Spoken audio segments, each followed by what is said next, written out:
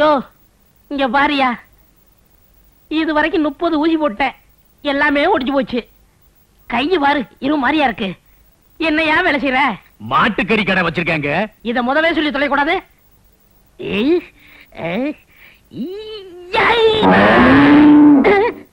என்னையா மாட்டு சத்தம் கேக்குது? நான் தாங்க கத்துனேன், வலி தாங்க முடியல, பழக்க தோஷம். தள்ளி உட்காரியா, எட்டிக்கிட்டு உதஞ்சிட போற. டாக்டர், இந்த உடம்புக்கு ஊசி மட்டும் பத்தாது, மாத்திரையும் கொடுங்க. போடுங்க, இன்னும் போடுங்க. போடுங்க சார், போடுங்க. இந்த உடம்புக்கு பத்தாது, இன்னும் போடுங்க. இதுல போடு. உனக்கு இப்படி கொடுத்தா சரிப்பட்டு வராது. இந்த பெட்டி நிறைய மாத்திரை இருக்கு, போய் சாப்பிடு. எப்படி சாப்பிடணும்? தொட்டியில கலக்கி உறிஞ்சிரு. நாளைக்கு இங்க வராத, மாட்டு ஆஸ்பத்திரிக்கு போ. நல்ல வேலை இவனுக்கு கொம்பு இல்ல, இல்லாட்ட என்னையே முட்டிருப்பான். வால் இருக்கான்னு கவனிக்கலையே. முட்டிட்டானா காம்பவுண்டர். என்ன சார், நீ யாராவது மாடு முட்டிச்சா? இல்ல சார், ஒருத்தன் வலியால துடிச்சிட்டு இருக்கான், வாய் அடைச்சு போச்சுன்னு. தூக்கிட்டு வர வேண்டியதானயா? தூக்க முடியல சார், கிடந்து புரள்றான். ஓஹோ, அப்படியா? அதுக்கு நம்ம கிட்ட இருக்கு மருந்து.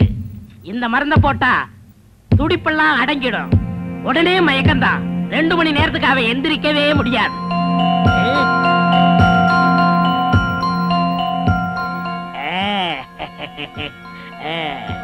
குடியா, முன்னாடி போயா.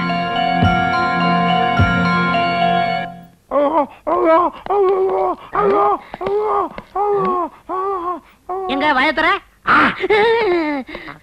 பிறந்ததுல இருந்தே பல்லு வளர்க்கலையா?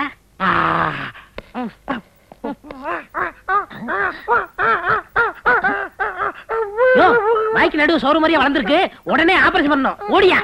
யோ ஸ்ட்ரெச்சர் கொண்டாயா, யோ ஸ்ட்ரெச்சர் கொண்டாயா. நடுவுல இருக்க சேவரை அறுக்கணும். இப்படி ஒரு வாயை பார்த்ததே இல்ல. ஐயோ சார், நீங்க ஒரு வாய்க்குள்ள விரல விடல சார், மூக்குல விரல விட்டுருக்கீங்க. அறிவு கிட்ட முண்டம், இத முதல்ல சொல்ல வேண்டியதானே?